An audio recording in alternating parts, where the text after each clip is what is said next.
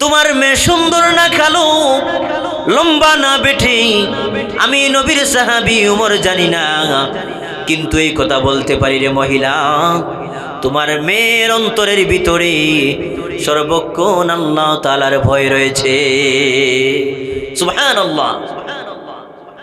কারণ আমি নবীজির সাহাবী, আমিরুল মুমিনিন, খলিফাতুল মুসলিমিন রাদিয়াল্লাহু তাআলা নবীজির মুখ দ্বারা শুনেছি।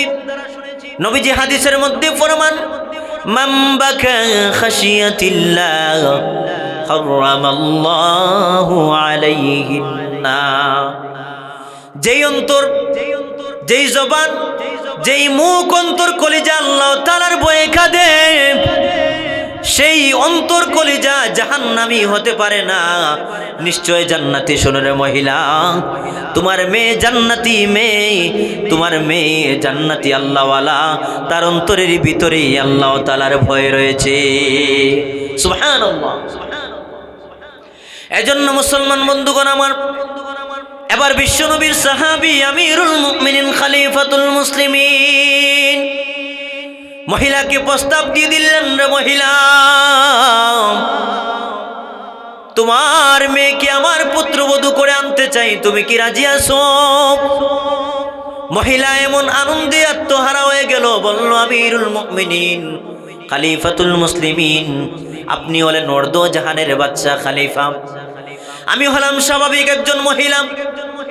স্বাভাবিক আমার স্বামী একজন দুধ দহন করে বাজারে নিয়ে দুধ বিক্রি করেন, কিন্তু আপনি হলেন অর্ধ জাহানের বাদশা খলিফা আমিরুল মুমিনিন, আপনার ছেলের সঙ্গে আমার মেয়েকে কিভাবে বিবাহ বন্ধনে আবদ্ধ করাবেন গো আমিরুল মুমিনিন? আমি বিশ্বাস করতে পারি না, বিশ্বাস করতে পারি না। ওই আমিরুল মুমিনিন ডাক দিয়ে বললেন, রে মহিলা, শুনো, দুনিয়ার কোন ধন দৌলত আমি আমিরুল মুমিনিন চাই না, দেখি না, শুনে না, আমার কোন ধন দৌলতের অভাব নাই, কিন্তু তোমার মেয়ের ভিতরে যেই ধনটি আমি পেয়েছি, একমাত্র মহান রবের ভয়, আল্লাহ তাআলার তাকওয়া তার ভিতরে রয়েছে।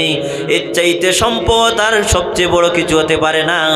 এই জন্য তোমার মেয়েকে আমার ছেলের পুত্রবধূ হিসাবে নিয়ে যাব।